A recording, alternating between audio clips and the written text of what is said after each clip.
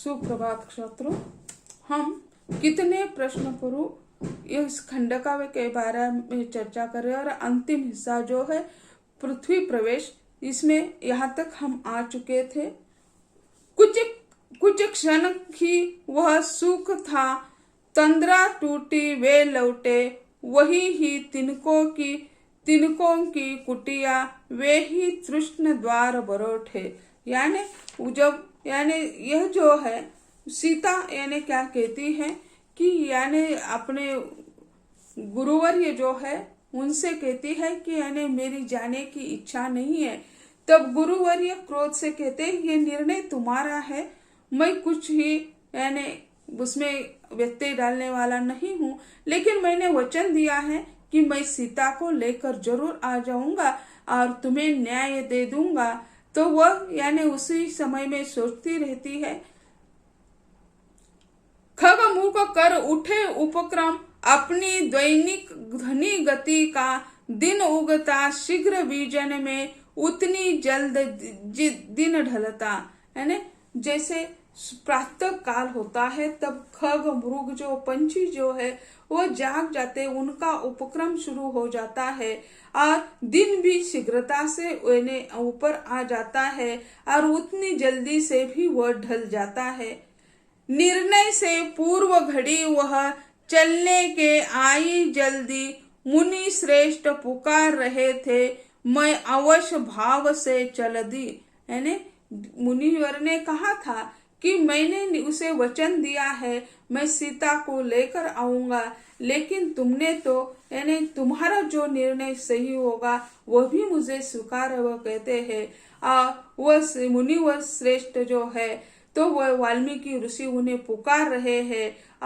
वह अवश्य भाव से चल दी, मैं अवश्य भाव में यानी अब क्या करना है यह कुछ पता नहीं, लेकिन उन्होंने पहले निर्णय कर लिया था कि फिर बाद आश्रम छोड़कर तो मैं जाऊंगी, लेकिन यानी मुनिवर का आश्रम छोड़कर जाऊंगी, लेकिन अयोध्या में प्रवेश नहीं करूंगी। पहले से उन्होंने निर्णय कर लिया था, इसी कारण वो वही यानी नैमिषारण्य में प्रवेश कर देती है। आश्रम की मेरी सखियां तब पौधे सींच रही थी, मन आर्द्र हुआ उनको लख, पृथ्वी पर खग पग सी खींच रही थी। यानी आश्रम की जो स्त्रियां है सखियां है उनकी वो पौधों को पानी डाल रही थी और उसी समय यानी उन्हें लग रहा था कि मुझे भी नहीं जाना चाहिए, उस आश्रम की सेवा करनी चाहिए, लेकिन वह यानी मुनि के साथ निकल रही है। मेरे परिचित मृग शावक हथप्रभ से देख रहे थे, जहाँ कहाँ रही है सीता, आंखों में भेंट रहे थे।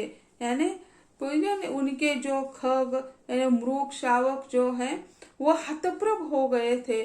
कभी भी सीता एक दिन के लिए 12 साल से कहीं नहीं गई, अब अचानक कहाँ जा रही है, इसी कारण वो उसे देख रहे थे। वो कहती है कि वह अंतिम भेंट देख रहे थे, आंखों से मुझे देख रहे थे।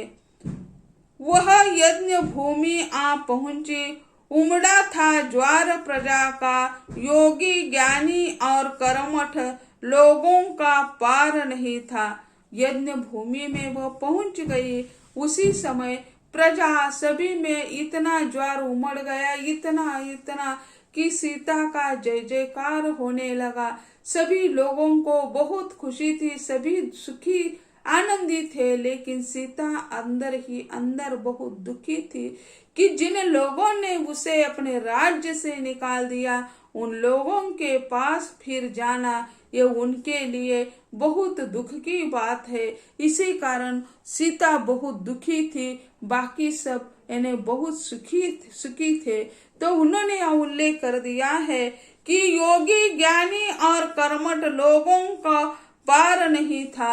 उन्होंने जनता को बुलाया था, योगियों को बुलाया था, मुनियों को बुलाया था, ज्ञानी लोगों को बुलाया था, क्योंकि अब कोई न कहे कि सीता ने अग्नि परीक्षा दी थी या नहीं, हमने देखा नहीं था। क्योंकि पहली बार जब उन्होंने सीता ने श्रीलंका में अग्नि परीक्षा दी थी तो उस पर लोगों ने विश्वास नहीं किया। लोगों ने कहा था कि किसने देखा श्रीलंका, किसने देखा श्रीलंका में सीता ने अग्नि प्रवेश दिया या अग्नि परीक्षा दी, हम तो वही उपस्थित थे नहीं है। इसी कारण अब उसी समय उन्होंने, राम ने यानी सभी ऋषि मुनि जो है, प्रजा जो है, सभी को बुला दिया है। और वही सभी 12 साल से सीता को देख रहे। 12 साल बाद उनका सारा परिवार आया है, वही उनकी सारी बहनें, तीनों बहनें आई है। तो यहाँ सारे विद्वान लोगों को भी बुलाया गया है। यह कर्मठ, ऐसा कोई उन्होंने कहा है, योगी है, ज्ञानी है और कर्मठ है। एक और सभी ऋषि बैठे थे, एक और सभी ऋषि मुनि बैठे थे। जाबाली, वशिष्ठ, कांत्यायन, दुर्वासा, भार्गव, वामन, कश्यप, मोगतुल्य, शतानंद, यानी कौन कौन बटी ऋषि मुनि बैठे थे। जाबाली, वशिष्ठ ऋषि ने, जाबाली और वशिष्ठ ऋषि तो अयोध्या के यानी ऋषि है, उनके गुरु के रूप में उसे परिवार को ऋषि, राज ऋषि है वो वशिष्ठ ऋषि। जाबाली तो यानी इधर उधर घूमने वाला है, तो वो कहता है होनी को अनहोनी में परिवर्तित नहीं कर सकते हैं। जब यानी राम पहला अश्वमेध का यज्ञ चल रहा था, उसी समय जाबाली यानी राम को सचेत कर देता है कि वो कहता है तुम तो परिवर्तन नहीं कर सकते, ये कैसा है कि, तो राम कहते हैं कि क्या परिवर्तन, तो अश्वमेध करने जा रहे हो और उसमें तो यानी अश्व का बलि चला जाएगा, ये कैसा हो सकता है। तो ये जाबाली की बात जो है उसे खटक जाती है और राम कहते हैं नहीं, यह मैं नहीं होने दूंगा। तो वो कहते हैं तब तो तुम राम बन जाओगे, तुम अगर यानी अश्व का बलि नहीं होने दोगे तो तुम राम बन जाओगे, प्रजा के हित के राजा बन जाओगे।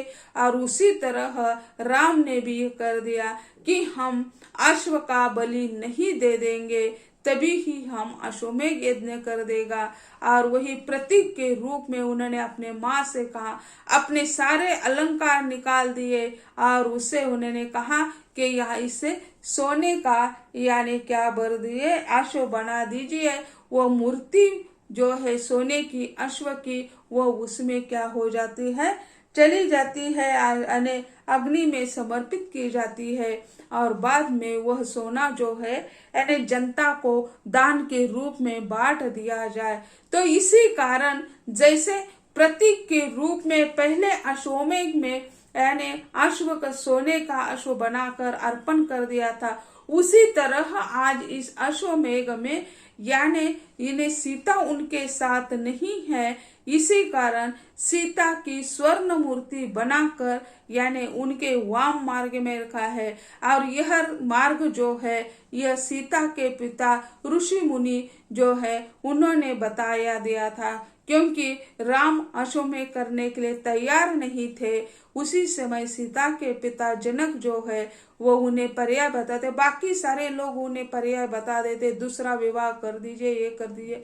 लेकिन राम ने ठान लिया कि यानी मैं अब दूसरा विवाह नहीं कर दूंगा, जनता के लिए मैंने सीता को त्याग दिया है, लेकिन मैंने एक पत्नी व्रत का स्वीकार कर लिया है, तो मैं दूसरा विवाह नहीं करूंगा, जनता के लिए उसका त्याग कर दिया, ये तो मेरे बस के नहीं, लेकिन मेरे बस में एक है, मैं दूसरा विवाह नहीं करूंगा। इसी कारण उनके पिताजी जो है राजा जनक इस समस्या का हल निकाल लेते हुए कहते हैं कि आप वाम पक्ष में आप क्या कर सकते हैं, सीता की स्वर्ण मूर्ति बनाकर यानी यज्ञ में बैठ सकते हैं। इसी कारण जैसे हम देखते हैं कि यानी कोई पुरुष अगर कोई पूजा संपन्न करने के लिए बैठ जाता है तो उनके पास उनकी पत्नी नहीं होती है, कई दूर दूसरे शहर रहती है या कोई काम की वजह से वह नहीं होती है, तो उसे एक सुपारी उनके पास रखी जाती है और वो सुपारी के रूप में वो उसमें कार्य में सम्मिलित होती है।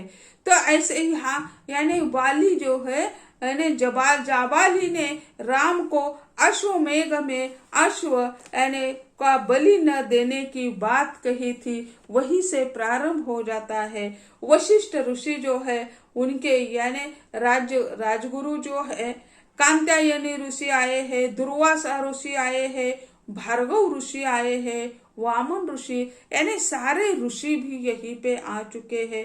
कश्यप ऋषि आए हैं, क्योंकि यहाँ तो अश्वमेध चल रहा है, और भोदगल ऋषि आए हैं, और शतानंद आए हैं। शतानंद तो उसके प्राण से प्रिय है, क्योंकि शतानंद जो है अहल्या के पुत्र है, और शतानंद बहुत दुखी है अपने पिता से, क्योंकि उनके पिता ने उन्हें शीला होने का यानी श्राप दिया था, और तभी से वे अपने पिता का मुंह नहीं देखते थे, पिता से दूर होते थे। कभी उनके सामने सामने आ जाते तो भी वे वैसे नहीं मिलते थे।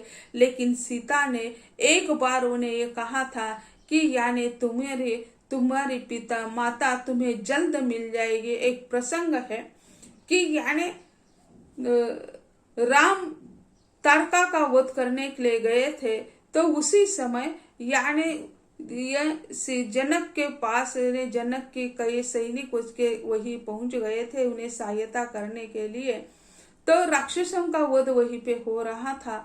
तो उसी समय यानी जनक का सैन्य वही चला गया था, उसी साथ यानी यह जो लड़कियां है वह भी वहीं पे चली गई थी। सीता थी, मांडवी थी, यानी सभी 3-4 बहनें वही गई थे।